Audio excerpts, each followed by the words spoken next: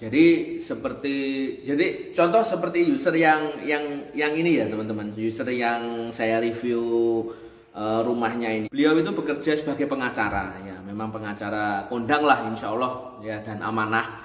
Jadi memang usernya saya kenal dekat, dan sebelum bangun rumah di sini pun juga saya sudah kenal. Oke, kita masuk dan seperti ini penampakan pertamanya ya teman-teman. Jadi udah taman belakangnya sudah. Kita mulai dari mana ini? Dari depan aja ya.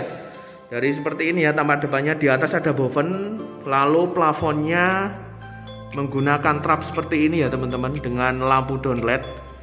Karena memang kalau lampu trap, kalau plafon trap itu cocoknya memang lampunya downlight seperti ini ya.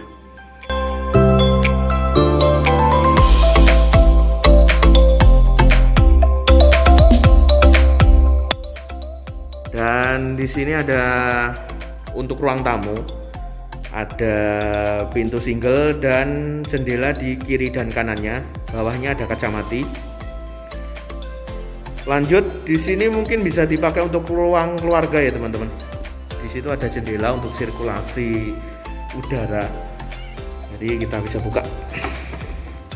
Di sini juga kita bisa buka, tembus ke carport ya teman-teman. Seperti ini. Ini ada kaca mati untuk pemanis saja sih ini.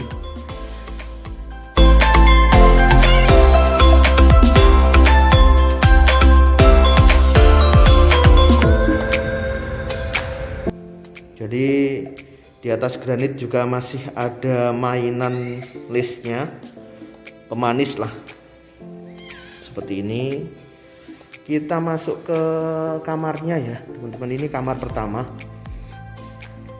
Oh, sudah diisi ya sama pemilik rumahnya ya. Sebetulnya ini belum serah terima ya teman-teman, karena pemilik rumahnya juga ingin segera nepati. Akhirnya terpaksa diisi oleh barang-barang dari pemilik rumah. Di sini cukup ya untuk spring bed ukuran king size. Lalu di sana juga ada satu jendela dan dua kaca mati. Plafonnya di sini standar menggunakan cat berwarna putih. Oke, kita keluar. Di sini di setting tempat makan ya teman-teman.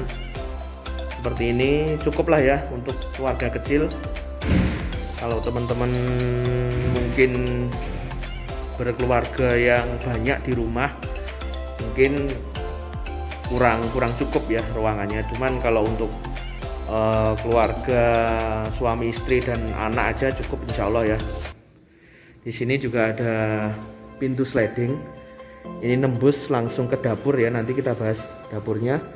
Ini pintu sliding, lalu di sini memakai juga jendela sliding ya teman-teman. Kita bisa buka. Nah, indah banget ya belakangnya. Soalnya memang disetting seperti itu ya teman-teman.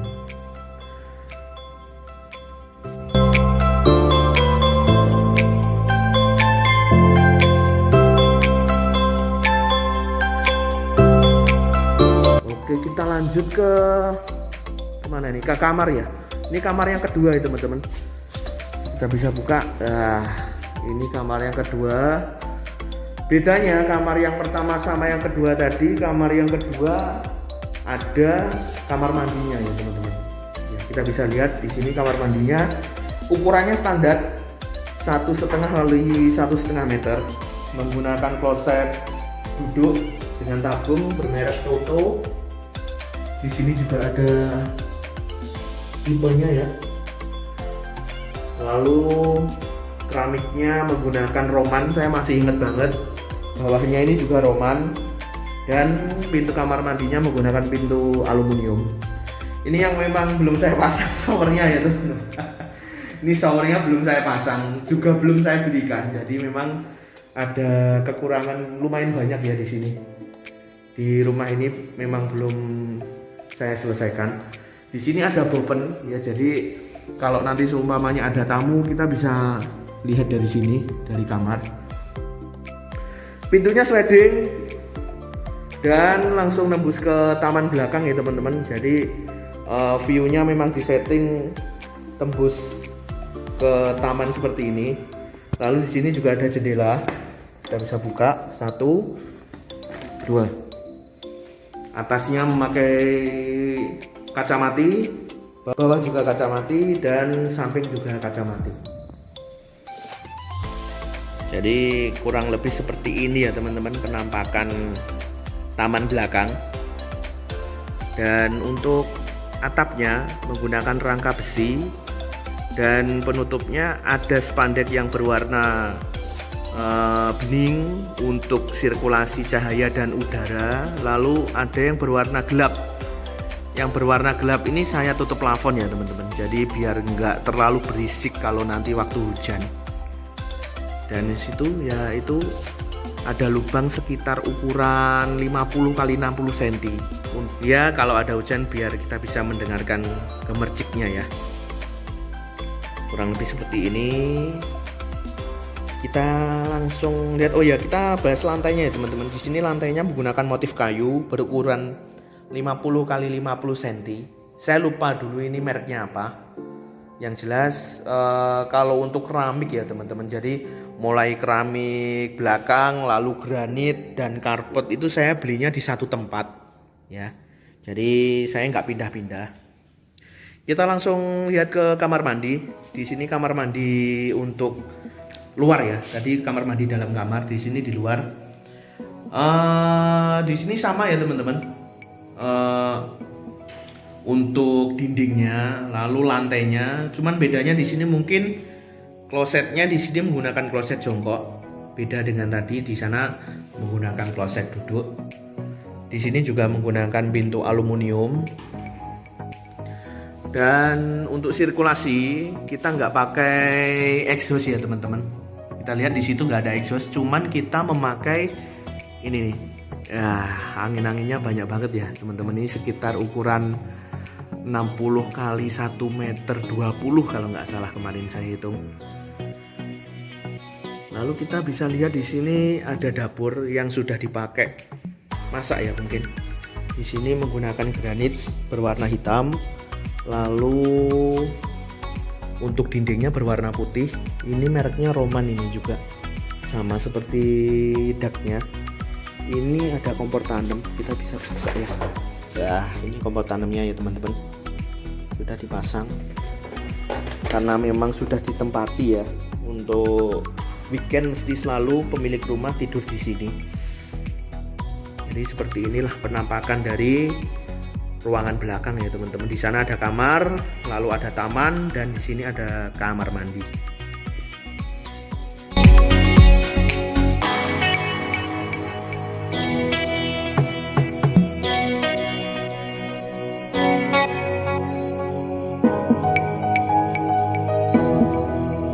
Oke teman-teman, jadi setelah kita puas lihat untuk bagian interiornya ya, kita keluar, kita bisa ngecek dan lihat untuk bagian eksteriornya. Jadi untuk bagian eksteriornya memang ada beberapa yang belum saya kerjakan ya, seperti tadi yang saya sampaikan di awal. Untuk bagian eksterior kita lebih menggunakan cat berwarna abu-abu ya teman-teman. Jadi untuk kombinasi warna kita menggunakan cat berwarna abu-abu ya, abu-abu muda maupun abu-abu tua. Jadi ada 3 warna di sini yang saya pakai, abu-abu muda, abu-abu tua, dan abu-abu yang paling tua ya. Kita bisa lihat di belakang saya ya, seperti ini. Untuk karpet kita menggunakan keramik yang berwarna abu-abu juga ya, berwarna abu-abu muda dan berwarna abu-abu tua. Sama seperti temboknya ya, berwarna abu-abu tua. Kita bisa lihat seperti ini ya teman-teman. Jadi untuk warna pilarnya berwarna mungkin lebih ke coklat ya, coklat tua banget. Lalu di sampingnya ada terawangan yang kita produksi sendiri ya. Ini tidak kita beli, kita produksi sendiri, tapi bisa dijual untuk umum. Sama seperti yang sampingnya ini, seperti ini.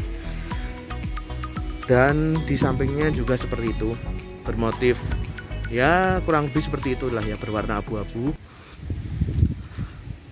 Oke, jadi kurang lebih seperti ini ya teman-teman tampak depannya.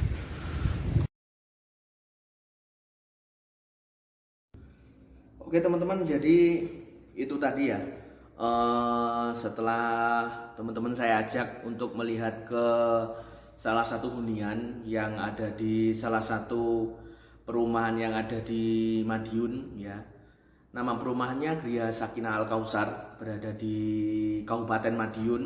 Tempat dan alamatnya itu di Jalan Ring Road Barat. Bagi teman-teman, mungkin teman-teman yang bukan orang Madiun, yang pernah ke Surabaya atau dari Surabaya mau ke Solo, pasti akan melewati Jalan Ring Road. Oke, jadi saya pengen sedikit cerita ya teman-teman. Jadi memang karena pandemi seperti ini, memang nilai properti itu sedang anjlok ya. Semua kita berharap untuk pandemi ini segera berakhir, karena dari saya pun yang bekerja di salah satu developer juga merasakan dampaknya ya teman-teman. Jadi mulai dari proyek yang macet, lalu penjualan juga tersendat, yang biasanya kita itu 1 bulan bisa menghasilkan user 3-4 orang, akhirnya kita harus survive berbulan-bulan seperti ini. Tentu untuk memaksakan unit itu dijual dengan harga yang sesuai permintaan kita kan susah ya teman-teman. Jadi memang kalau untuk di daerah Madiun ini sebetulnya harga-harga itu relatif ya teman-teman. Karena saya yakin di dalam sebuah pandemi seperti ini pun masih ada orang yang memiliki uang yang cukup banyak ya. Terbukti dengan beberapa teman saya yang bekerja sama ya, bekerja di properti yang harganya itu jauh lebih tinggi daripada Al Kausar, itu di sana juga tetap laku dan bahkan sudah habis. Jadi membuktikan bahwa meskipun pandemi seperti ini masih banyak sekali orang-orang ya mungkin nggak ada 10% lah ya mungkin 10% lah maksimal orang yang tidak terdampak pandemi seperti ini. Nah yang kedua, saya bekerja di developer ini di Madiun ini hampir 5 tahun ya teman-teman. Jadi selama saya bekerja menjadi pengawas proyek di sini, memang ada beberapa hal yang tidak bisa sesuai dengan harapan kita ya. Kita berkomunikasi, kita menghadapi orang-orang user yang berbagai karakter ya. Ada karakternya itu yang mudah, ada yang karakternya itu yang lumayan sulit, ada yang sangat sulit. Jadi memang semua itu kita tampung bersama, kita ajak ngobrol. Memang ada beberapa hal yang kita tidak bisa kerjakan atau kita tidak bisa kerjakan sesuai dengan keinginan dia, karena kadang-kadang apa yang menjadi standar saya, apa yang menjadi standar kantor itu tidak sama seperti yang distandarkan oleh user itu tersebut ya. Jadi memang ada beberapa hal yang seperti itu yang insya Allah dari developer saya dan saya pribadi pun tidak pernah untuk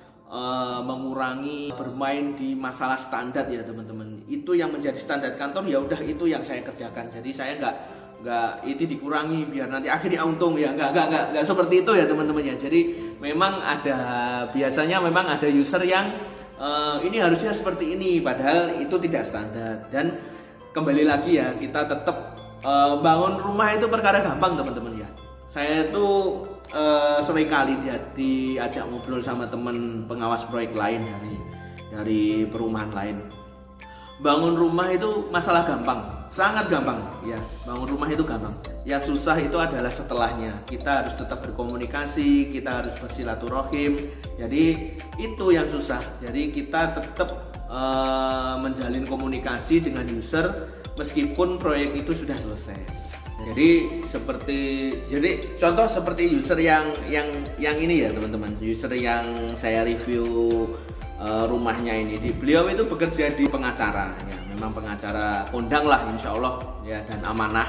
Jadi memang usernya saya kenal dekat, dan sebelum bangun rumah di sini pun juga saya sudah kenal. Jadi memang usernya bisa menerima keadaan ini ya. Oke teman-teman, jadi itu tadi penelusuran saya melihat ke salah satu unit rumah yang sudah saya bangun, sudah ditinggali tapi memang belum serah terima, karena memang ya tadi seperti kamar mandi belum ada showernya, lalu taman juga belum saya kerjakan, lalu depannya juga belum saya paving. Jadi memang ada beberapa hal yang belum saya kerjakan, tapi alhamdulillah usernya mau menerima dengan lapang dada, karena memang kondisinya seperti ini ya teman-teman. Jadi kalau untuk dipaksakan juga kita mohon maaf terlalu kos untuk keluar uangnya ini terlalu banyak. Jadi lebih baik kita bijaksana dalam mengambil keuangan, kita alihkan ke pekerjaan yang sangat urgent sekali. Jadi itu tadi teman-teman, terima kasih teman-teman yang sudah nonton video saya. Jangan lupa like, subscribe, share video ini. Kita jumpa di video saya selanjutnya. Assalamualaikum warahmatullahi wabarakatuh.